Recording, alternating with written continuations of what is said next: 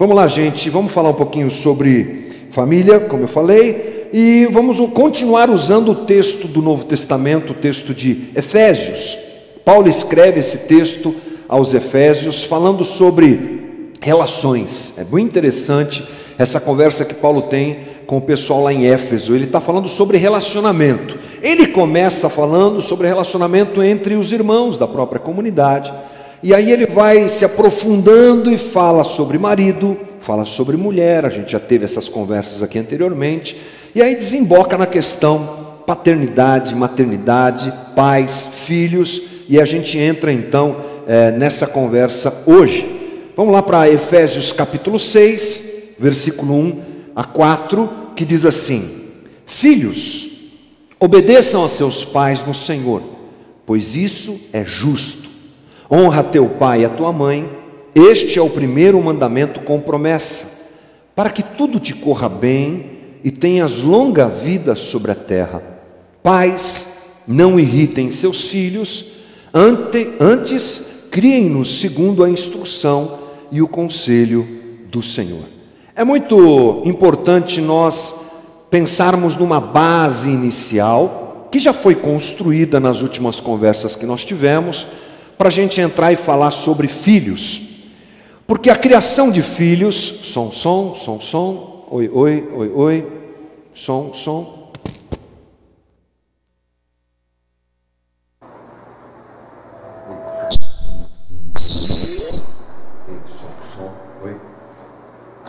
Olha o que aconteceu no começo, né? Som, 1, 2. Alô, som.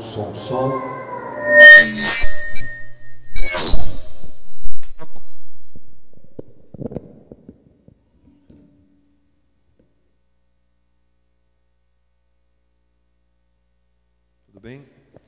Então vamos lá. Eu acho tão chique esse microfone da Ana Maria Braga, mas ele sempre dá problema para a gente, né?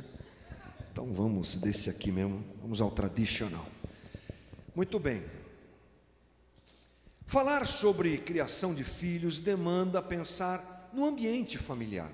A gente construiu isso nas 8 conversas que nós tivemos anteriormente a essa que nós temos hoje, mas eu acho necessário a gente passar um pouquinho a nossa atenção ao ambiente familiar.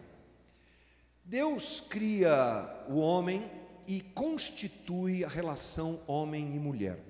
A gente encontra isso lá em Gênesis capítulo 2, versículo 24, que nós vamos ler juntos agora, que diz assim: Por essa razão o homem deixará pai e mãe e se unirá à sua mulher, e eles se tornarão uma só carne. Nesse texto em que Paulo fala sobre família, ele resgata esse conceito lá do Gênesis e traz essa realidade para o casamento, como uma realidade vigente e presente para nós ainda hoje. O modelo de ambiente familiar apresentado por Deus pode ser percebido nesse texto rápido e curto que nós lemos aqui. E eu destaco aqui 3 pilares fundamentais da constituição de um lar, de uma família cristã, de um lar, de uma família que quer viver a vontade de Deus e criar seus filhos da melhor maneira possível. Os 3 pilares que eu quero destacar hoje são: o primeiro deles é maturidade. Veja que coisa interessante, ele diz assim: por essa razão, o homem deixará pai e mãe e se unirá à mulher. Os termos utilizados aqui na língua hebraica, da onde vem essa conversa, não se referem a garoto e garota, não se referem a adolescentes. Deixará o adolescente, pai e mãe, se unirá à adolescente, a garota, ou o moço, a moça, o jovem, a jovem, não. Aqui a ideia é homem e mulher maduros. A ideia aqui é isso, não só em termos de idade, até porque essa coisa de maturidade pela idade é uma questão subjetiva demais, mas sim gente que procura viver a maturidade da vida. Então um bom relacionamento, ou melhor dizendo, um relacionamento adequado diante de Deus, é um relacionamento marcado pela maturidade do casal. Diz lá em Eclesiastes capítulo 3, você deve se lembrar, o texto do pensador que diz que há tempo para tudo, né? A vida da gente, ela tem um caminho a ser construído, e é bom seguir esse caminho, é bom viver as etapas da vida adequadamente. É triste quando a gente encontra casais formados, por exemplo, por adolescentes. Qual o problema de um casal formado por adolescentes? Às vezes o namoro está acontecendo e eles se envolvem sexualmente, aí aparece uma gravidez indesejada, como a gente fala, e esse é um assunto para a gente tratar outro dia, mas as famílias, vamos supor que entrem em um acordo que é melhor que o casal case e assuma a responsabilidade de uma família, mas ali geralmente não se encontra maturidade. A gente que é pastor vai cuidando das famílias, cuidando de casos aí nesses anos todos, e a gente percebe que é uma grande dificuldade de uma família desse tipo, né, uma família com esse formato de gente inexperiente dar certo, porque maturidade é uma coisa requerida a todos nós. Então viver as etapas da vida adequadamente é a sugestão de Deus para nós, é o ensino de Deus para nós. Assim como a gente se deparar com gente mais velha, mas que tem comportamentos de adolescente, é muito chato também, né? Aquele cara que adora só ficar no videogame, cuidado com o cutucão, que você pode levar um cutucão agora, né? O cara só gosta de um videogame, de uma diversão, de uma festa, de uma balada. Aquela mulher que quer se comportar como menina, que já não é mais menina, mas quer se comportar como menina. Portanto, essas disfunções da realidade humana, que são realidades para nós, precisam ser percebidas à luz do texto bíblico, que Deus nos ensina e nos dirige. Viva a vida como ela deve ser, caminhe na vida como ela deve ser. Portanto, dentro de uma observação bíblica, um ambiente de um casamento cristão adequado, ele pressupõe-se maturidade. O segundo pilar é a independência. Diz esse texto lá de Gênesis que nós lemos também: o homem deixará pai e mãe e se unirá à sua mulher. Há uma ruptura de relacionamento, uma ruptura séria. Deixe pai e mãe e comece a sua nova família, não deixando de visitar a mãe para comer o arroz e o feijão da mãe, que é único, né? É claro, não deixando de ter relacionamento com os pais, não deixando de ter relacionamento com os familiares, mas percebendo que é necessária essa ruptura, não só ruptura, mas independência.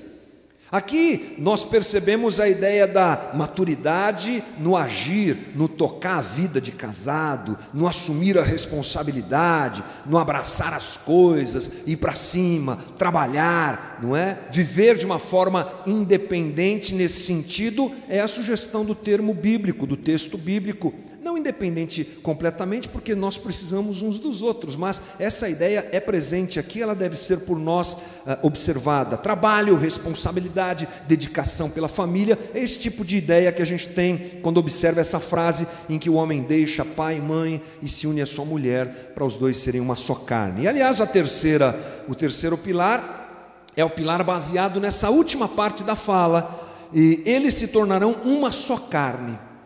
Qual é esse pilar? É o do comprometimento, aliança, fidelidade. 3 palavras que eu tento usar para trazer a ideia desse terceiro pilar. Porque Paulo está falando aqui de relacionamento sexual, gente. Ele entra nessa questão. O homem deixa pai e mãe, une-se à sua mulher e os dois serão uma só carne. O que é isso? É a sexualidade. Sexualidade presente na vida do casal como ápice como uma manifestação desse pilar: comprometimento, aliança, fidelidade. Você sabe que para Deus, gente, para a Bíblia, isso é casamento? Casamento é isso. É a ruptura de uma família, o início de outra família, com muita maturidade, e a presença da vida sexual no casal como a manifestação de uma fidelidade absoluta, de uma aliança absoluta. Sexo tem esse viés, ele apresenta isso, ele consolida isso, ele demonstra isso, ele deve ser vivido dentro dessa perspectiva. Tanto é sério que Paulo utiliza essa mesma situação lá quando ele fala com os coríntios.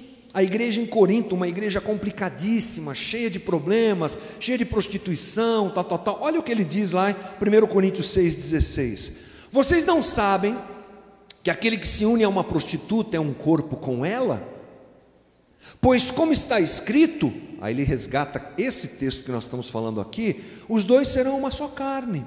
Sabe que Paulo está escrevendo aos Coríntios? Você aí, de Corinto, que costuma praticar a sexualidade indevida, porque era uma realidade inclusive religiosa naquele ambiente, onde a deusa Diana era celebrada, adorada em templos onde a promiscuidade sexual acontecia. Então Paulo também tem isso na sua cabeça quando fala com esse pessoal. Ele está dizendo, quando você vai lá no templo de Diana e se deita com uma prostituta cultual lá, você está casando com ela. É isso, porque diante dos olhos de Deus, essa é a realidade de um casamento: maturidade, independência e aliança e compromisso mútuo, completo e perfeito. É claro que nós temos as nossas conveniências sociais que não devem ser desprezadas, mas pense comigo, você acha que casamento para Deus é um papel assinado no cartório? Não é. É claro que isso deve ser feito, porque deve ser feito por questões sociais e por questões de testemunho à sociedade onde nós vivemos, mas diante de Deus essa não é uma realidade tão importante assim, penso eu, além dessas três que nós citamos aqui, mas deve ser feito, é claro, é óbvio. Também não é o fato de você fazer uma festa, não é o fato de você fazer uma reunião onde vem um pastor, vem alguém ligado à espiritualidade para dar uma bênção, o que é importante, buscar junto a bênção de Deus ali, tudo isso é importante, é claro que sim, mas, e dentro da realidade bíblica que nós entendemos, casamento é muito mais do que isso, porque tem gente que casa no cartório, vai na frente de um pastor, faz um super casamento lindo, faz uma festa de arromba, mas não está casado de verdade, porque falta muito disso que nós conversamos agora há pouco. Isso é então, podemos pensar, o casamento bíblico, e isso é então, podemos pensar, o caminho para se constituir um ambiente necessário, bom, para a criação dos filhos. Como eu disse, não dá para a gente começar a falar de criação de filhos sem que a gente perceba a necessidade de uma reflexão sobre o ambiente onde os filhos devem ser criados. Mas a gente tem uma pergunta logo na sequência: mas e a realidade dessa situação quando ela não é a realidade da gente? E eu falo isso com muito carinho, porque a gente vai lidando com as pessoas no dia a dia da comunidade e a gente percebe vários tipos de família. Eu uso a palavra tipos porque não acho uma melhor aqui para usar. Vários modelos, formatos, talvez formato seja melhor, né? Vários formatos de família. Nós temos pais que foram casados anteriormente, que se separaram, cada um, pai e mãe, teve seus filhos de uma relação anterior, a relação acabou, se encontraram, se uniram e estão vivendo juntos, criando os filhos de relações anteriores. Às vezes no meio desse processo aparece um filho daquela relação, está no meio lá, fazendo meio de campo entre duas famílias que já existiram. Interessante isso, né? É um formato de família. Às vezes o formato de família é uma mulher abandonada pelo marido, que tem que cuidar dos seus filhos e que não tem um homem do seu lado. E hoje já existe muito mais do que antigamente a situação oposta, marido cuidando, homem cuidando de filhos porque foi abandonado pela mulher também, ou coisa parecida, ou perdeu o cônjuge. Essa também é uma realidade que pode acontecer, viúvos que cuidam dos seus filhos. E a gente poderia ampliar essa conversa para diversos modelos ou tipos de família, como eu disse, formatos de família. Como é que a gente pensa então, diante dessa realidade? Só aquele modelo apresentado por Deus é que vai receber a bênção de Deus, ou que vai ser um ambiente em que Deus vai operar de uma forma legal para que os filhos sejam criados? Olha, eu acho que Deus, muito antes de nós, leva duas condições em toda essa história. Ele leva muito em consideração em tudo isso, é claro, o pecado.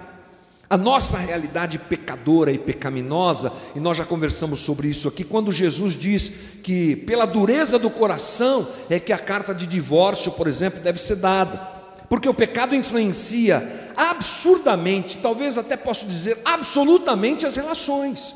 O pecado influencia as relações, e o fato de nós termos famílias com vários tipos de formato é porque a vida debaixo do sol é dura e difícil, e um perde o outro, um separa do outro. Essa é uma realidade que a gente tem que perceber que ela é existencial, ela está aqui entre nós. E a gente tem que perceber que Deus, obviamente, leva em consideração tudo isso, o pecado como um agente complicador das nossas relações. Mas a gente não pode esquecer um outro fator: se há pecado, há graça. Se há pecado, há misericórdia. Se há pecado, há amor de Deus. Se há pecado, onde abunda o pecado, superabunda a graça de Deus. Portanto, é nesse caminho que a gente segue, pensando que o ambiente familiar deve ser o melhor possível. Então eu te desafio, ou eu te estimulo, melhor dizendo, a avaliar o teu ambiente familiar, a tua casa, e perceber como é que é essa situação e se esforçar. De repente uma ajuda psicológica, de repente uma ajuda terapêutica, de repente um aconselhamento pastoral, dá para a gente ajudar algumas coisas, e que Deus te abençoe nesse árduo trabalho, nessa árdua tarefa e desafiadora tarefa de tentar fazer com que o teu ambiente familiar seja o mais bíblico possível, o mais cristão possível, para que ali dentro você possa criar os teus filhos, e que Deus te abençoe. E a gente está aqui também para te ajudar nesse aspecto, não é? Mas a gente deve pensar nisso. Por que a gente deve pensar nisso, gente? Porque ambiente é uma coisa muito importante. Ambiente é uma realidade extremamente importante. Freud, o pai da psicanálise, diz muito certamente que o homem é formado pelo ambiente onde ele está, onde ele vive. O ambiente nos afeta. E a gente fala muito mais fazendo do que a gente imagina.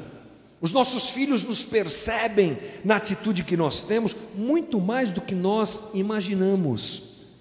A nossa reação às coisas, o nosso jeito de nos relacionar com o cônjuge, marido e mulher, o jeito que você lida com as coisas da vida, com as alegrias, com as dificuldades, o que você valoriza, o que você despreza, isso tudo está sendo lido por eles, instantaneamente, imediatamente, e isso tem formado os nossos filhos. Isso forma os nossos filhos. Portanto, a necessidade de se pensar nesse ambiente familiar adequado é fundamental, porque é nele que os filhos são criados. Portanto, cabe a nós um esforço grande, o máximo possível, para que esse ambiente seja adequado à formação dos nossos filhos. Diante dessa realidade, vamos dar uma olhadinha novamente no texto que nós já chamamos aí, que foi Efésios capítulo 6, para pensar um pouco mais sobre a ação de pais e mães a respeito dos filhos, que é o tema da nossa conversa hoje. Eu vou pensar aí do texto 2 textos onde a palavra pais está citada, ok? Versículo 1 de Efésios capítulo 6 diz: filhos, obedeçam a seus pais no Senhor, pois isso é justo. Versículo 4: pais, não irritem seus filhos, antes criem-no segundo a instrução e o conselho do Senhor. 2 vezes a palavra pais aparece aí, não é? Mas então, não se trata da mesma palavra. Para nós português sim, mas para Paulo, escritor desse texto, não. A palavra pais, no primeiro versículo que nós utilizamos aqui, goneusin. No grego se refere a pais, pai e mãe. Então no primeiro texto você vai ler assim: filhos, obedeça a seu pai e obedeça a sua mãe, que juntos aqui no português a gente usa pais. É assim que o texto bíblico original se apresenta. E no versículo 4, a segunda palavra pais apresentada é pateres, que no grego se refere a pai, homem e marido. Não é mais pai e mãe que Paulo fala, agora ele fala pai, homem, pai, marido. Essa distinção acontece por quê? Porque Paulo segue o mesmo raciocínio que ele aplica no texto anterior a esse, quando o homem é apresentado como o responsável da direção moral e espiritual do lar, inclusive dos filhos. A gente percebe isso quando Paulo escreve lá em Efésios 5, 23 e 25. Vou ler para você se lembrar disso. Pois o marido é o cabeça da mulher, como também Cristo é o cabeça da igreja, que é o seu corpo, do qual ele é o Salvador. Está falando aí do papel masculino na relação. Maridos, versículo 25, amem suas mulheres assim como Cristo amou a igreja e entregou-se a si mesmo por ela. Paulo chama aos homens a responsabilidade do seu papel. Já falamos aqui que Paulo não está dizendo para o marido explorar a mulher, fazer dela um capacho. Muito pelo contrário, ouça as conversas anteriores para não tomar. Você que está entrando no barco agora, não é? Para não sentar na janelinha, você tem que dar uma ouvida no que nós conversamos anteriormente. A ideia aqui não é de masculinidade acima de tudo, de machismo, nada disso. A gente já conversou sobre isso. Mas que é uma realidade presente na direção divina para nós. O homem tem um papel diferenciado nesse aspecto. E hoje você há de convir comigo que filhos estão confusos diante da falta de um exemplo e de uma direção masculina nos lares. Isso é muito comum. Homens que têm terceirizado essa realidade e responsabilidade para as mulheres, para suas esposas, têm terceirizado isso para a escola, não é? Não é ensinar meu filho nada, ele que vai aprender tudo na escola, a gente percebe muito isso. Pais que têm feito isso para o videogame, para a internet, para os amigos da rua, e aí vai. Ou seja, Paulo nos chama a atenção de que é necessário se abraçar essa responsabilidade. Ela não é exclusiva do marido, não é essa a ideia, mas ela é prioritariamente do marido. E a mulher caminha junto nessa situação, dando ao homem o apoio necessário para que essa coordenação e ordenação familiar aconteça. Portanto, ser um homem casado, digo a você que é homem que está aqui comigo, é cuidar e direcionar a esposa e os filhos ao Senhor. É a responsabilidade que cabe sobre o marido nesse aspecto, ajudado e suportado no sentido de ter o suporte da sua esposa. Ponto. Essa é a primeira coisa para a gente pensar. Mas aí o texto que nós lemos nos diz o seguinte, versículo 4: Pais, não irriteis seus filhos, antes criem-nos segundo a instrução e o conselho do Senhor. Eu trouxe uma outra versão, essa versão que eu li é que a gente usa aqui geralmente na casa, NVI, nova versão internacional. Mas a versão ARA, que é uma versão anterior, uma versão mais antiga, traz uma tradução um pouco diferente, que diz assim: E vós, pais, não provoqueis vossos filhos a ira. Não é só não irrite, não deixe o teu filho irado. Bem interessante a gente pensar, por que Paulo recomenda a famílias, maridos prioritariamente, como eu disse, e esposa, aos pais, não provocarem a ira dos filhos. É bom a gente pensar nisso, né? Por quê? Porque Paulo gasta um tempo e um papiro para escrever isso. Por que ele não diz assim: ó pais, deem exemplo aos seus filhos? Seria um pouco mais amplo talvez, né? Ó pais, não manipulem os vossos filhos, não provoquem humilhação nos filhos. Pais, não provoquem constrangimento aos filhos. Pais, sei lá, imagine aí o que Paulo poderia dizer. A amplitude é gigantesca, né? Mas a gente pensa que Paulo escreveu isso por alguns aspectos relativos à autoridade e submissão. Isso é fundamental para a gente pensar. Paulo sabe que a relação pai e filho é uma relação de autoridade e de submissão. É assim que deve ser segundo o texto bíblico: não opressão, não destruição, mas submissão, autoridade e submissão. Portanto, ele usa essa questão, ele traz essa questão, porque, pense comigo, a ira é o sentimento mais presente em relações de autoridade. Onde tem alguém que manda e alguém que obedece, a ira está sempre presente, porque a gente não gosta de ser mandado, a gente gosta de mandar. Essa é uma marca do pecado na vida do ser humano. Não é interessante que a criança já nasce meio com essa coisa? Ela daqui a pouco, acabou de nascer, já está querendo mandar, já está querendo, ela chora quando ela não está bem, ela quer que a mãe vá lá e socorra. Estou com cocô, quero mamar, alguém tem que socorrer, alguém tem que fazer alguma coisa. Quando começa a crescer, então, as coisas vão complicando. Porque receber direções, e vou usar um termo forte aqui, receber ordens, não é alguma coisa muito bem recebida por nós, muito bem administrada por nós. A criança naturalmente se opõe à autoridade do pai, e dentro dessa relação, a figura do pai, ela está revestida de autoridade.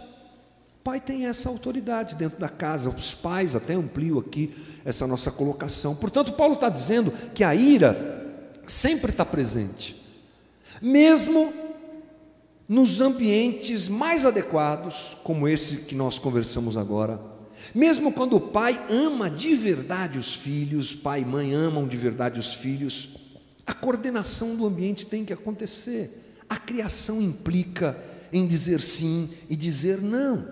A criação implica em coordenar e direcionar a vida dos filhos.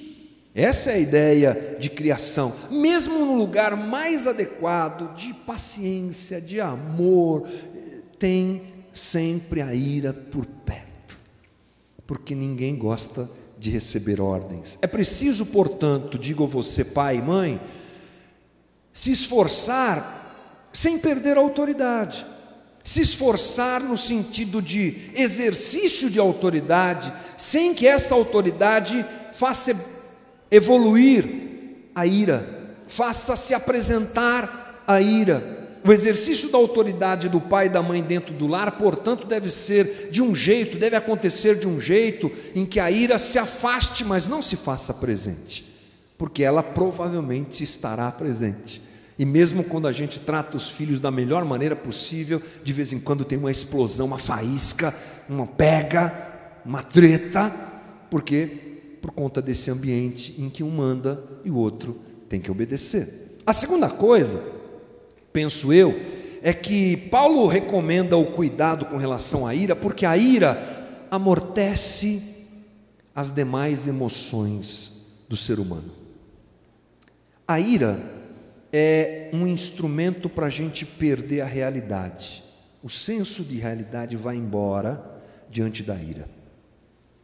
Lembre-se, aí não vai precisar de muito esforço, mas você deve se lembrar de momentos em que você perdeu a cabeça, ficou irado. Lembra? Aquela fechada que o cara te deu no trânsito.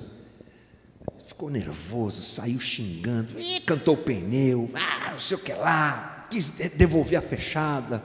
Se você parar para pensar um pouquinho, de repente nem foi tanto assim.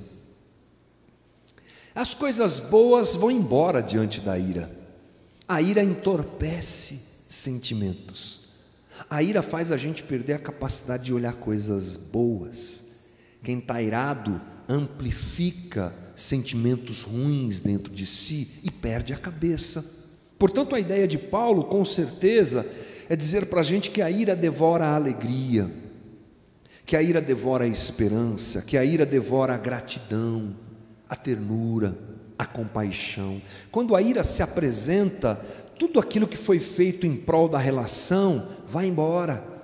Parece que nada adiantou, parece que nada foi feito, tudo se concentra naquele problema, naquele momento, naquela situação. A pessoa fica cega, e assim é com os filhos. Quando a gente provoca ira neles, me coloco agora na condição de pais, é assim que funciona, fica cego. Não interessa se você é o melhor pai do mundo, não interessa se o ambiente familiar é o melhor do mundo, a ira gera essa perda de sensibilidade da realidade presente na frente da gente. Paulo está ensinando aos pais a não deixarem seus filhos serem vencidos pela ira, porque assim é possível, inclusive, destrancar o coração deles para outros sentimentos. Um ambiente onde os filhos são constantemente oprimidos, opressos, levados a uma situação de ira, é um ambiente onde os filhos não conseguem perceber que há outro tipo de sentimento para se desenvolver na vida, como esses que eu citei agora há pouco. Cuidado, portanto, para que esse movimento de autoridade e obediência por parte dos filhos seja bastante equilibrado. não deixando de se fazer o que tem que se fazer. Esse é o cuidado sugerido por Paulo, mas não se perdendo nesse exercício de autoridade, porque ele faz muito mal aos nossos filhos que tanto amamos e que nos esforçamos para criá-los. Mas por um outro lado, a gente não pode levar esse versículo para que uma adequação ao modus operandi, ao modus de vida desse século se estabeleça na nossa casa. O que é que eu quero dizer com isso, gente? A gente vive um momento da satisfação pessoal. O importante para nós, na sociedade que nós vivemos, é estar feliz.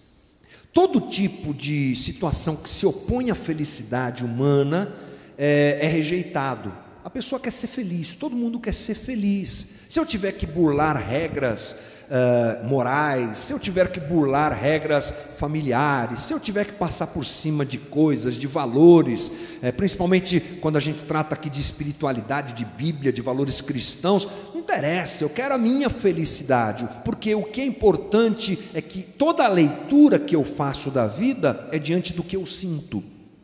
Nós vivemos no tempo do eu sinto, o que eu sinto é que é importante. Isso está dentro da igreja, gente. Isso está dentro das relações, isso está em tudo quanto é lugar. O que eu sinto é que é importante. Agora, imagine, por exemplo, um filho que observa o seu pai trazendo uma pressão maior para que a casa ande adequadamente através do exercício da sua autoridade. Vai ser assim, e tem hora que a gente tem que dizer que vai ser assim. Vai ser assim, porque é melhor que seja assim, porque a minha experiência de vida é muito maior do que a sua, e eu sei que assim, se a gente fizer assim, vai ser melhor. Um filho pode observar essa determinação de autoridade do pai e dizer assim: ah, você está me deixando irado, então você não me ama, porque eu estou me sentindo ultrajado, eu estou me sentindo afetado, não está bom aqui dentro, meu coração está entristecido. Olha só o filho analisando o pai, né? Estou triste porque você me obrigou a fazer o que você está me obrigando a fazer. Então, qual é a conclusão? Você não me ama. Porque se você me amasse, tudo em relação ao nosso relacionamento seria gostoso. A gente pensa assim hoje. Quando alguma coisa nos deixa desconfortáveis, é sinal de que aquele que promoveu isso não nos ama. Pense isso nas relações humanas e pense isso na nossa relação com Deus. É assim também que funciona.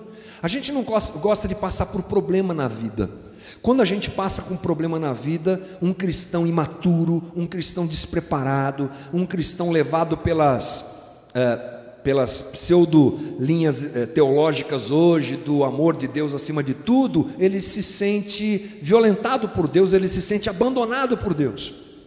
Estou diante de um problema, uma enfermidade, Deus não me ama, porque se Ele me amasse, a conta que eu faço é que tudo daria certo na minha vida.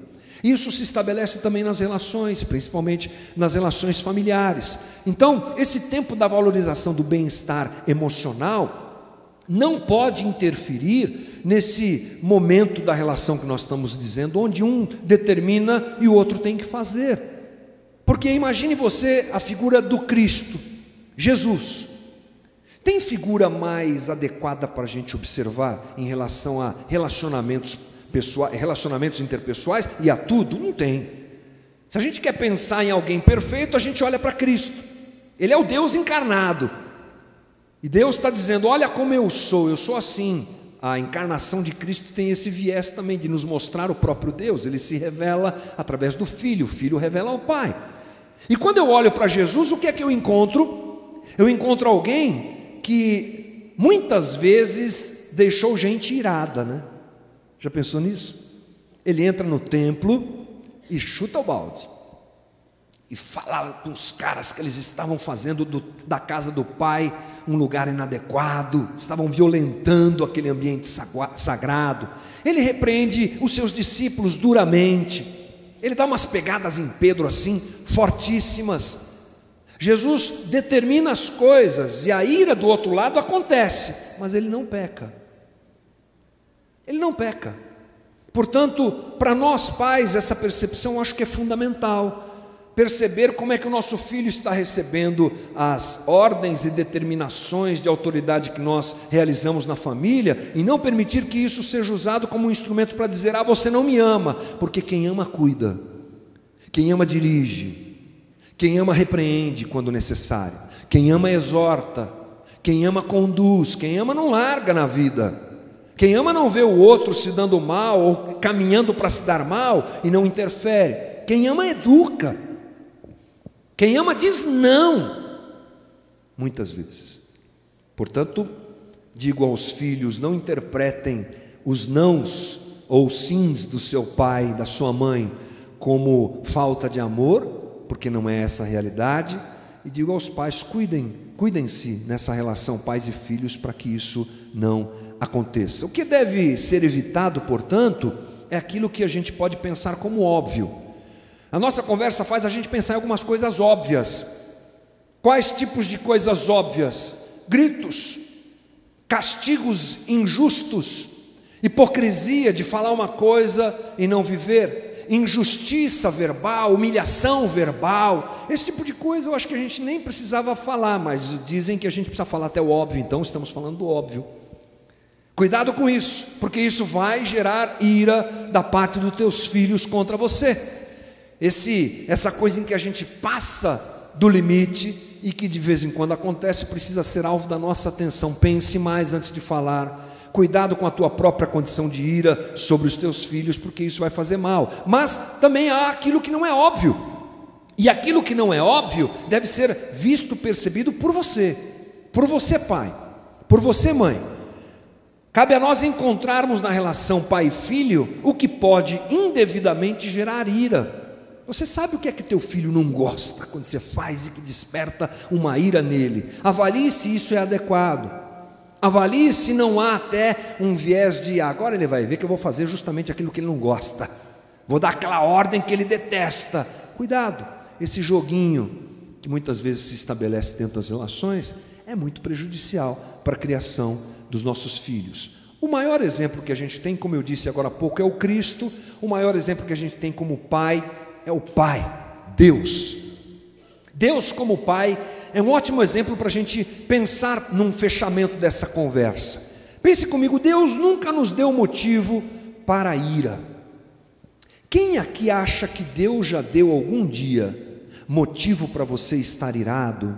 É porque não conhece Deus.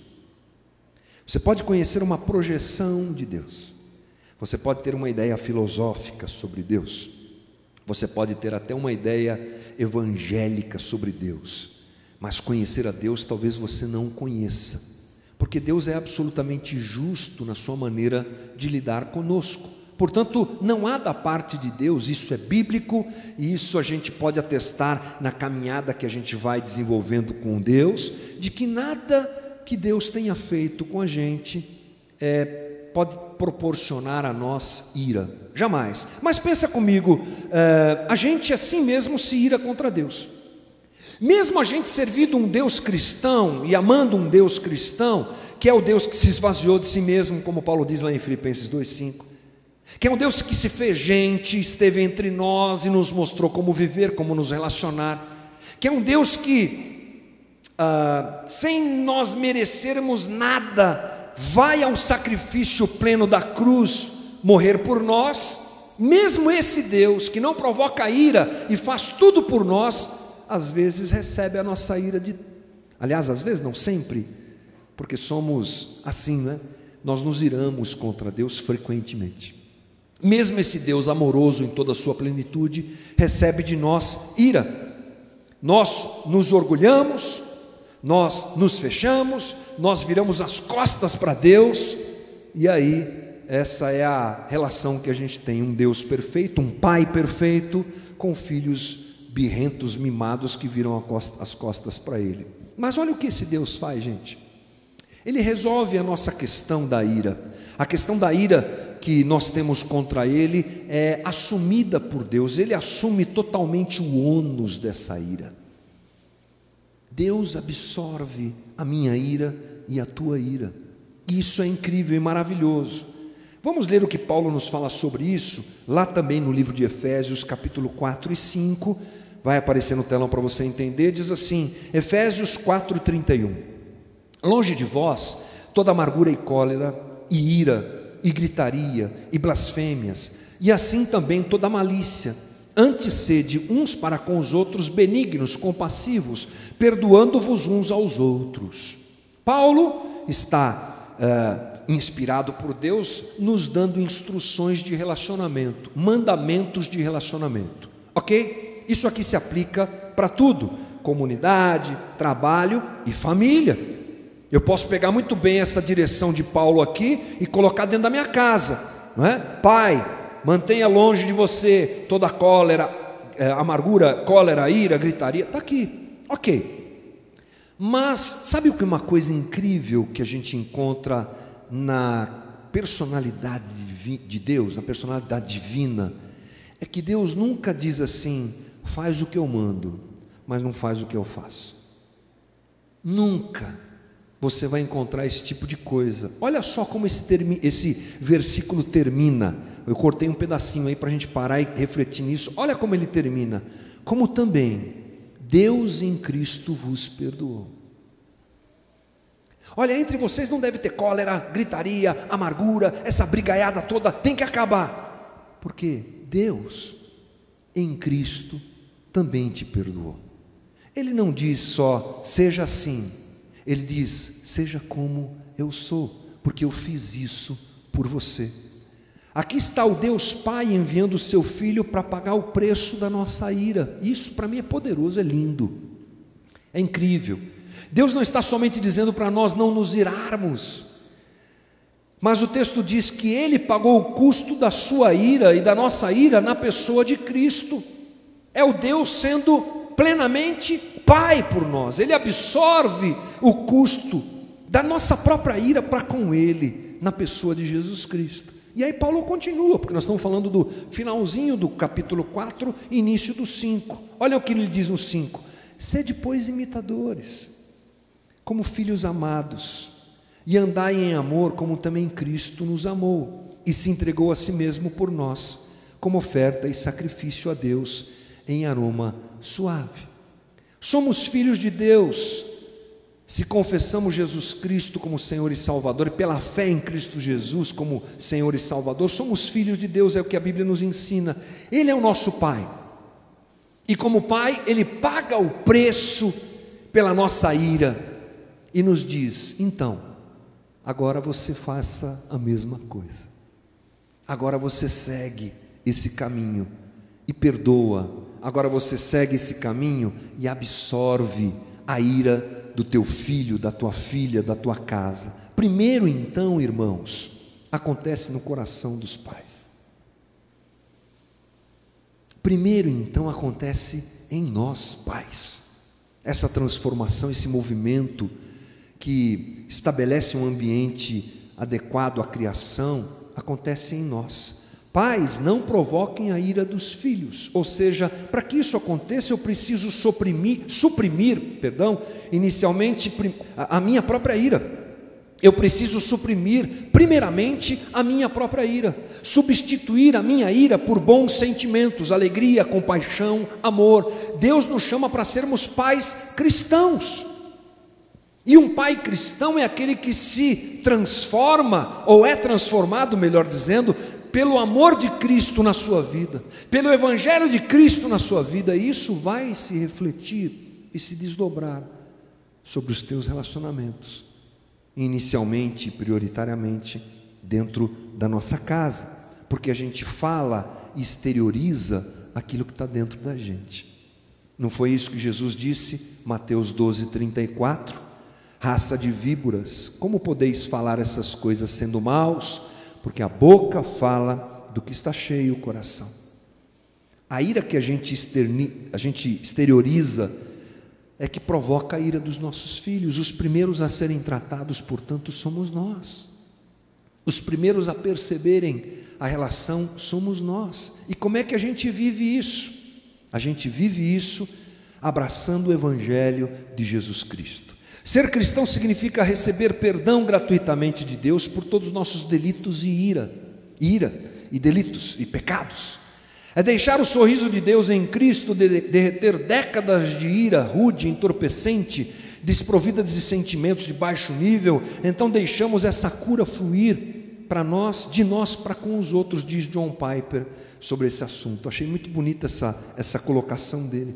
Deixar o sorriso de Deus em Cristo derreter décadas de ira rude, entorpecente, desprovida de sentimentos de baixo nível, então deixamos essa cura fluir de nós para outros. Em Cristo, portanto, irmão, é possível, ainda que o teu histórico familiar seja contrário a isso, porque você sabe que a gente reproduz na nossa casa o que vivemos na nossa formação.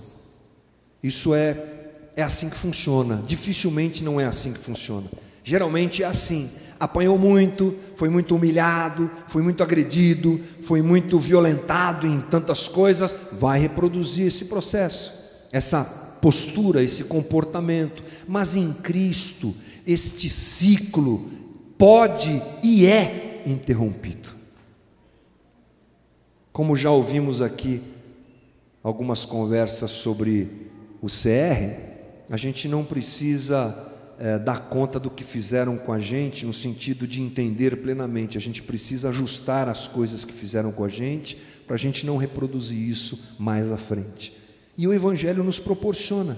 Em Cristo a gente pode não reproduzir o comportamento que nós recebemos. Em Cristo é possível perdoar. Em Cristo é possível despertar compaixão e amar nossos filhos como eles devem ser amados. Em Cristo nós devemos ser para eles como Deus foi para conosco. Essa é a relação. O que Deus fez por mim é aquilo que eu posso e que devo fazer para com os meus filhos. Depois eu posso dizer inclusive para eles: pronto, agora vocês façam como eu faço, me tornando exemplo para eles. A gente não pode cobrar dos outros aquilo que a gente não dá. A gente não pode exigir dos outros aquilo que a gente não semeou.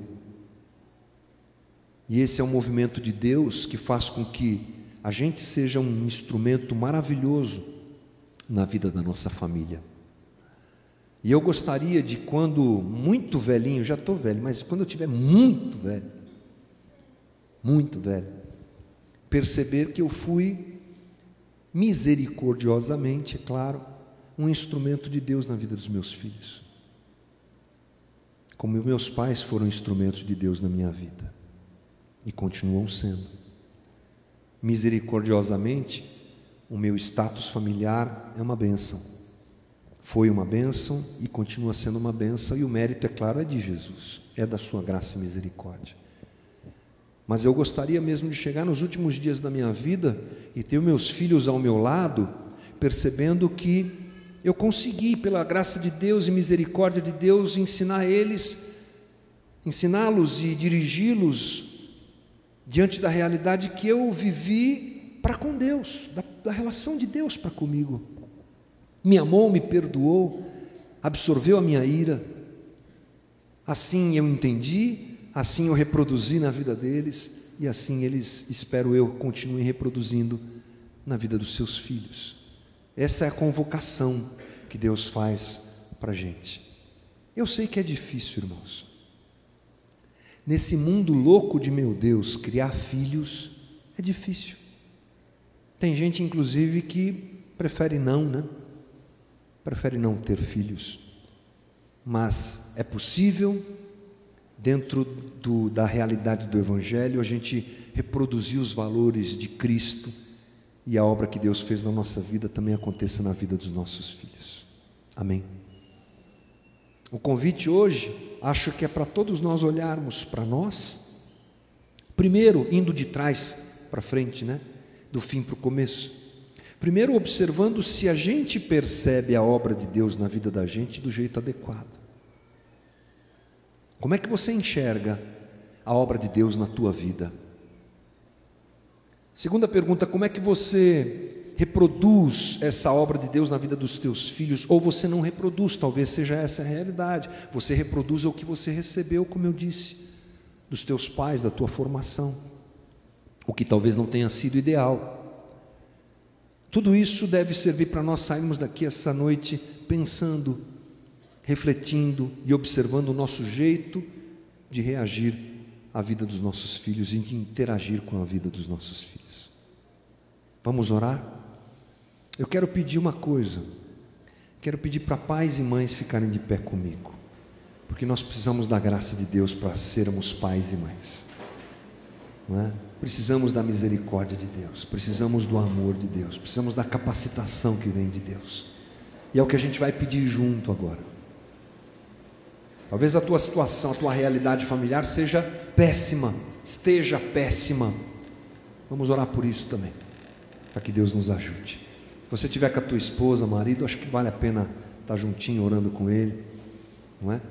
E a gente colocar tudo isso diante do Senhor. Fecha os teus olhos, vamos orar. Nosso Deus, Senhor da nossa vida, a tua palavra, ela é realmente esclarecedora, a tua palavra é desafiadora para todos nós, e eu te agradeço por isso, porque ao sermos confrontados por essa conversa toda, nós podemos avaliar a nossa caminhada pedindo graça e misericórdia do Senhor. Eu apresento a minha vida como pai, e a vida dos meus irmãos, homens aqui como pais. Nos ajuda a sermos aquilo que nós devemos ser. Eu entendo que o Senhor não nos tenta em nada, a tua própria palavra nos diz. Por isso o Senhor não nos chamaria para sermos dirigentes da nossa casa, se essa capacidade não nos fosse dada por Ti. Ainda que a gente não se perceba capaz, ainda que a gente nem queira ser assim, o Senhor nos chamou para sermos e nos deu a capacidade para sermos. Levanta aqui no nosso meio homens comprometidos com a sua casa, com a sua família, com a sua esposa, com os filhos, levando a sua casa aos teus pés. Da mesma forma oro pelas mulheres e minhas irmãs aqui presentes. Ajuda elas, ajuda a serem ajudadoras na criação dos filhos. Constitui a nossa casa como um ambiente adequado para os nossos filhos serem criados. Ainda que, humanamente falando, esse ambiente não seja adequado, faça desse ambiente um ambiente adequado. Coloca o que deve ser colocado, tira o que deve ser tirado. Trabalha corações aqui, Senhor, e dá graça aos meus irmãos e a mim como pais, para nós cuidarmos dos nossos filhos, Senhor. Assim também eu te peço que a nossa percepção sobre o amor de Deus, o teu amor, Senhor, seja corrigida, para que nós possamos exercer a nossa autoridade não para a morte, não para a dor, não para a violência, não como déspotas, não como violentadores e usurpadores dos corações dos nossos filhos, mas como gente que está criando seres humanos, gente que a gente ama, para o Senhor, não para a morte, mas para a vida. Faz de nós pais e mães que geram vida, não só a vida genética, não só a vida física, mas a vida em Ti, a vida emocional adequada, a vida espiritual adequada, nos dirigindo ao Senhor e pedindo misericórdia todos os dias, observando o Teu amor por nós e reproduzindo isso nas nossas casas. Tira do nosso meio, Senhor, qualquer outro tipo de caminho errado e nos ajuda nisso tudo. Fortalece os corações de pais que estão aqui entristecidos porque seus filhos têm apresentado comportamentos difíceis, não sabem o que fazer, não têm para onde ir. Nos ajuda como comunidade a abraçar essas deficiências, a ajudarmos nossos irmãos, mães e pais que estão aqui talvez desesperados por tudo isso. Ajuda, conforta, consola, anima. Faz com que um check-up, um autodiagnóstico, uma autoavaliação em todos nós aconteça e a gente também se perceba como devemos ser quanto à nossa atuação de pais e filhos, Senhor.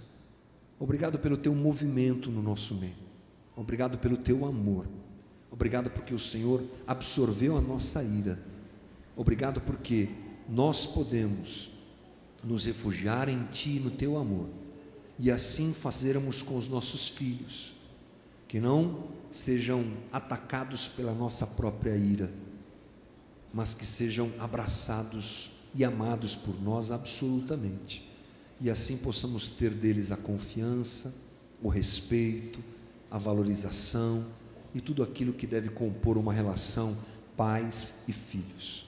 Ajuda-nos nessa caminhada e dá-nos graça. Obrigado por esse domingo, dá-nos uma boa semana e faz com que esse movimento se perpetue nos próximos dias em cada casa e em cada família aqui. É a nossa oração nessa noite, em nome de Jesus. Amém.